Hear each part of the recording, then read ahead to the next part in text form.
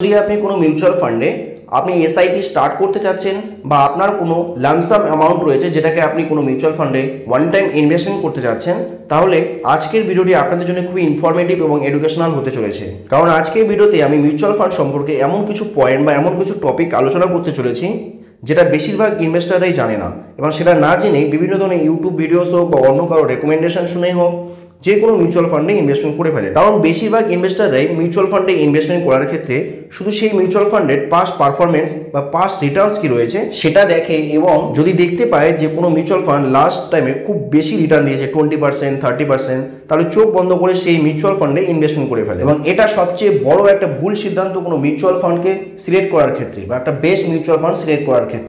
যেহেতু বিভিন্ন ধরনের ক্যাটাগরির মিউচুয়াল ফান্ড রয়েছে, যেমন large cap, mid cap, small cap, এগুলো ছাড়াও আরও অনেক ধরনের ক্যাটাগরির হাজারো মিউচুয়াল ফান্ড স্কিম রয়েছে, এবং এই হাজারো মিউচুয়াল ফান্ড স্কিমের মধ্যে একটা সঠিক এবং বেস্ট মিউচুয়াল ফান্ড সিলেক্ট করার ক্ষেত্রে আপনাকে দেখতে হবে আপনি যেই ক্যাটাগরির মিউচুয়াল ফান্ডকে আপনি সিলেক্ট করতে চাচ্ছেন সেই ক্যাটাগরিতে অন্যান্য যে সমস্ত মিউচুয়াল ফান্ড স্কিমগুলো রয়েছে সেগুলোর মধ্যে কোন মিউচুয়াল ফান্ড স্কিমটা একই রকম রিস্ক নিয়ে বা সমান রিস্ক নিয়ে সবচেয়ে বেশি রিটার্ন দিচ্ছে, অথবা কোন মিউচুয়াল ফান্ডটা একই রকম রিটার্ন দেওয়ার জন্য সবচেয়ে কম রিস্ক নিচ্ছে, সেটা আপনাকে দেখতে হবে। অর্থাৎ আপনাকে আপনার রিস্ক ক্যাপাসিটি বুঝে সেই অনুযায়ী একটা মিউচুয়াল ফান্ডকে চুজ করতে হবে। এবং মিউচুয়াল ফান্ডের এই রিস্ক আপনারা বুঝতে পারবেন মিউচুয়াল ফান্ডের কিছু রেশিওর সাহায্যে। এই সমস্ত রেশিওগুলোর সাহায্যে আপনি কেবলমাত্র কোনো একটা মিউচুয়াল ফান্ডের রিস্ক সম্পর্কে জানতে পারবেন না, আপনি একই রকম ক্যাটাগরির হাজারো মিউচুয়াল ফান্ডের মধ্যে একটা বেস্ট মিউচুয়াল ফান্ডকে বেছে নিতে পারবেন। তো মিউচুয়াল ফান্ডের সেই রেশিওগুলো হলো: 1 নম্বর আলফা রেশিও, 2 নম্বরে হচ্ছে বিটা রেশিও, 3 নম্বরে রয়েছে এসডি রেশিও এবং 4 নম্বরে রয়েছে শার্প রেশিও। তো প্রথমে আমরা দেখব কোনো মিউচুয়াল ফান্ডের আলফা রেশিও সম্পর্কে। তবে তার আগে আপনাদেরকে আরেকটা জিনিস জানা দরকার যে প্রত্যেকটা মিউচুয়াল ফান্ড একটা নির্দিষ্ট বেঞ্চমার্ক ইন্ডেক্সকে ফলো করে, এবং একটা মিউচুয়াল ফান্ডকে বেস্ট হতে হলে তার বেঞ্চমার্ক ইন্ডেক্সকে চাইতে তাকে বেশি রিটার্ন দিতে হবে। অর্থাৎ কোনো মিউচুয়াল ফান্ড যতটা রিটার্ন দিচ্ছে সেই রিটার্নটা আদৌ কি একটা ভালো রিটার্ন, সেটা ডিপলি অ্যানালাইজ করার জন্য একটা বেঞ্চমার্ক রিটার্নের সাথে সেই মিউচুয়াল ফান্ডের রিটার্নের তুলনা করা হয়। এবং কোনো মিউচুয়াল ফান্ডের রিটার্ন যদি তার বেঞ্চমার্কের তুলনায় বেশি হয় তাহলে সেই মিউচুয়াল ফান্ডকে বলা হয় যে সেই মিউচুয়াল ফান্ডটা তার বেঞ্চমার্ককে আউট পারফর্ম করেছে, অর্থাৎ সেটা একটা ভালো মিউচুয়াল ফান্ড। কিন্তু যদি কোনো মিউচুয়াল ফান্ডের রিটার্ন তার বেঞ্চমার্ক ইন্ডেক্সের চাইতে কম হয় তাহলে সেই মিউচুয়াল ফান্ডকে বলা হয় সে আন্ডার পারফর্ম মিউচুয়াল ফান্ড। এবং আমাদেরকে সবসময় আউট পারফর্ম করা মিউচুয়াল ফান্ডকেই বেছে নেওয়া উচিত একটা বেস্ট মিউচুয়াল ফান্ড হিসাবে। এবং একই ক্যাটাগরি অনেকগুলো মিউচুয়াল ফান্ড যেগুলো রিস্ক একই রকম, সেগুলোর মধ্যে কোন মিউচুয়াল ফান্ডটা একটা বেস্ট মিউচুয়াল ফান্ড সেটা বোঝার জন্য ব্যবহার করা হয় আলফা রেশিওকে। তো একটা উদাহরণ দিলে ব্যাপারটা আরো ক্লিয়ার হবে। এই আলফা এর নর্মাল ভ্যালু ধরা হয় 0। তো যদি কোনো মিউচুয়াল ফান্ডের আলফা 1% হয় তার মানে হচ্ছে সেই মিউচুয়াল ফান্ডটা তার বেঞ্চমার্ক ইন্ডেক্সকে 1% হারে আউট পারফর্ম করেছে, অর্থাৎ ইন্ডেক্সের চাইতে 1% বেশি রিটার্ন দিয়েছে।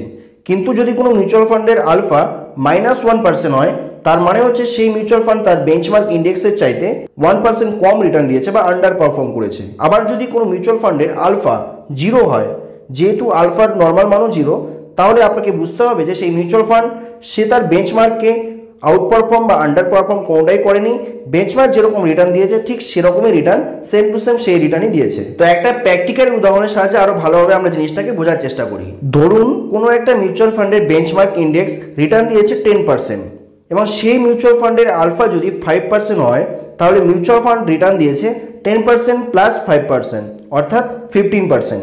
অর্থাৎ সেই মিউচুয়াল ফান্ড তার বেঞ্চমার্ক ইন্ডেক্সকে আউট পারফর্ম করেছে। কিন্তু আলফা যদি এই ক্ষেত্রে -5% হতো তাহলে এই মিউচুয়াল ফান্ডের রিটার্ন হতো 10% - 5% ইকুয়াল টু 5%, অর্থাৎ এক্ষেত্রে সেটাকে বলা হতো সেই মিউচুয়াল ফান্ড আন্ডার পারফর্ম করেছে। তো আপনারা নিশ্চয়ই বুঝতে পারলেন যে মিউচুয়াল ফান্ডের আলফা রেশিও যত বেশি হবে মিউচুয়াল ফান্ড থেকে তত বেশি রিটার্ন পাওয়া যাবে। সেজন্য কোনো ভালো মিউচুয়াল ফান্ড বেছে নেওয়ার ক্ষেত্রে একই ক্যাটাগরি বিভিন্ন মিউচুয়াল ফান্ডের মধ্যে যেই মিউচুয়াল ফান্ডের আলফা বেশি হবে সেটাকেই আপনার সিলেক্ট করা উচিত, এবং অবশ্যই নেগেটিভ আলফাযুক্ত কোনো ফান্ডকে সিলেক্ট করা উচিত নয়।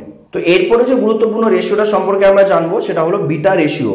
কোনো মিউচুয়াল ফান্ড কতটা ভোলাটাইল বা কতটা রিস্কি সেটা বোঝা যায় এই বিটা রেশিওর সাহায্যে। এবং এই বিটা রেশিও নর্মাল মান ধরা হয় 1, অর্থাৎ যদি কোনো মিউচুয়াল ফান্ডের বিটা রেশিও 1-এর বেশি হয় তাহলে সেই মিউচুয়াল ফান্ডকে বেশি ভোলাটাইল ধরা হয় বা বেশি রিস্কি মনে করা হয়। কিন্তু যদি কোনো মিউচুয়াল ফান্ডের বিটা রেশিও 1-এর কম হয় তাহলে সেই মিউচুয়াল ফান্ডকে কম ভোলাটাইল মিউচুয়াল ফান্ড হিসাবে মানা হয়। বা কম রিস্কি মিউচুয়াল ফান্ড হিসেবে ধরা হয়। তবে আপনাকে জানতে হবে যে কোনো মিউচুয়াল ফান্ডের বিটা রেশিও কম হওয়ার মানে হচ্ছে সেই মিউচুয়াল ফান্ডের রিস্ক যেহেতু কম তাই এর রিটার্নও কম হবে। তো আবারও একটা উদাহরণের সাহায্যে আমরা এই বিটা রেশিওটাকে আরো ডিপলি বোঝার চেষ্টা করি।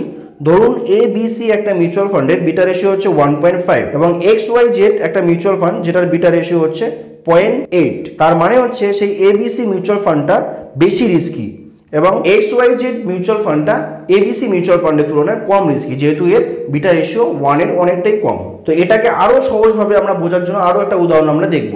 ধরুন এই দুটো মিউচুয়াল ফান্ডই একই বেঞ্চমার্ক ইন্ডেক্সকে ফলো করছে এবং সেই বেঞ্চমার্ক ইন্ডেক্সের বিটা রেশিও হচ্ছে 1, যেটা হচ্ছে বিটা রেশিও নরমাল মান। তো এবার ধরুন যে মার্কেট খুবই আপ ট্রেন্ডে চলছে, মার্কেটের অবস্থা খুবই ভালো। এরকম অবস্থায় যদি সেই বেঞ্চমার্ক ইন্ডেক্স 100 টাকার রিটার্ন তৈরি করে তাহলে সেই ABC মিউচুয়াল ফান্ডের রিটার্ন দেবে 150 টাকা, যেহেতু এর বিটা রেশিও 1.5। এবং অন্যদিকে XYZ মিউচুয়াল ফান্ড রিটার্ন দেবে 80 টাকা, যেহেতু এর বিটা রেশিও অনেকটা কম বা এর রিস্ক কম, আর যেহেতু রিস্ক কম সেজন্য এর রিটার্নও কম। কিন্তু ধরুন যে মার্কেটের অবস্থা খুবই খারাপ, মার্কেট ডাউন ট্রেন্ডে চলছে, এরকম অবস্থায় সেই বেঞ্চমার্ক ইন্ডেক্স যদি 100 টাকার নেগেটিভ রিটার্ন দেয় সেক্ষেত্রে ABC মিউচুয়াল ফান্ডটা 150 টাকার নেগেটিভ রিটার্ন দেবে এবং XYZ মিউচুয়াল ফান্ডটা মাত্র 80 টাকার নেগেটিভ রিটার্ন দেবে।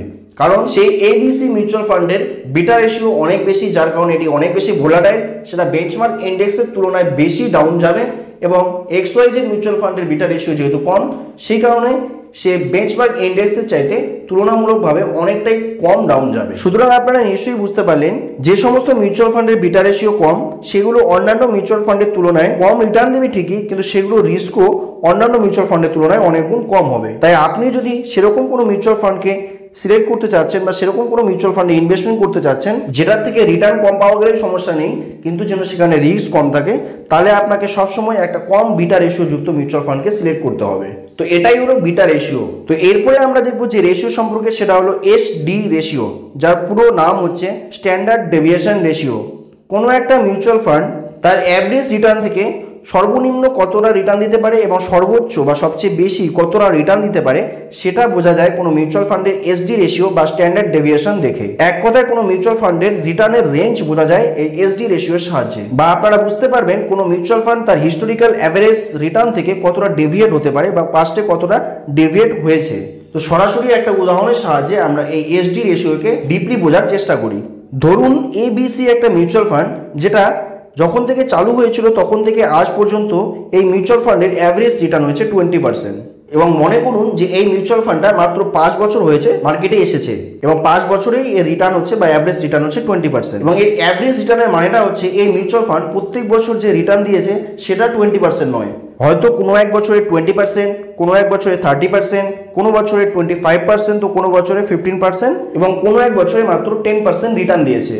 এবং এই প্রত্যেক বছরের এই রিটার্নকে যদি আমরা যোগ করে 5 দিয়ে ডিভাইডেড করি, যেহেতু 5 বছরের রিটার্ন, তাহলে এর অ্যাভারেজ রিটার্নটা বেরিয়ে যাবে, সেটা হচ্ছে 20%। তো এই 20% এর অ্যাভারেজ রিটার্ন দেওয়া এই ABC মিউচুয়াল ফান্ডটা অতীতে সর্বাধিক কতটা, সর্বনিম্ন কতটা এবং ফিউচারে সর্বাধিক কতটা এবং সর্বনিম্ন কতটা রিটার্ন দিতে পারে সেটা আমরা এই স্ট্যান্ডার্ড ডেভিয়েশন বা SD রেশিওর সাহায্যে বুঝতে পারি। ধরুন এই ABC মিউচুয়াল ফান্ডের স্ট্যান্ডার্ড ডেভিয়েশন হচ্ছে 10%, যেহেতু এই ABC মিউচুয়াল ফান্ডের অ্যাভারেজ রিটার্ন হচ্ছে 20%, সুতরাং এই মিউচুয়াল ফান্ড সর্বাধিক 20% প্লাস 10% ইকুয়াল টু 30% রিটার্ন দিতে পারে এবং সর্বনিম্ন 20% মাইনাস 10% ইকুয়াল টু 10% রিটার্ন দিতে পারে।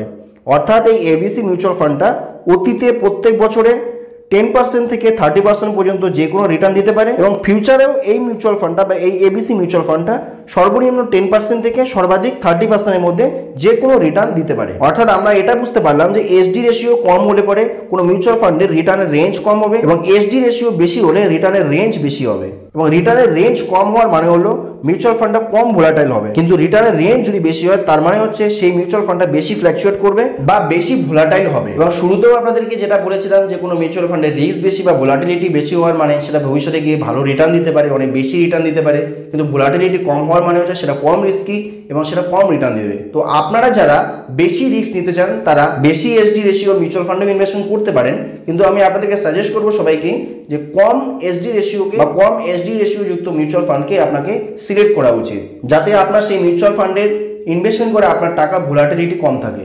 তো এরপরে আমরা দেখবো লাস্ট রেশিও, সেটা হচ্ছে শার্প রেশিও। এই শার্প রেশিওর সাহায্যে রিস্ক অ্যাডজাস্টেড রিটার্ন বোঝা যায়, অর্থাৎ কোনো মিউচুয়াল ফান্ড আপনাকে যে রিটার্ন দিচ্ছে সেটার জন্য সেই মিউচুয়াল ফান্ড কতটা রিস্ক নিচ্ছে সেটা আপনারা এই শার্প রেশিওর সাহায্যে বুঝতে পারবেন।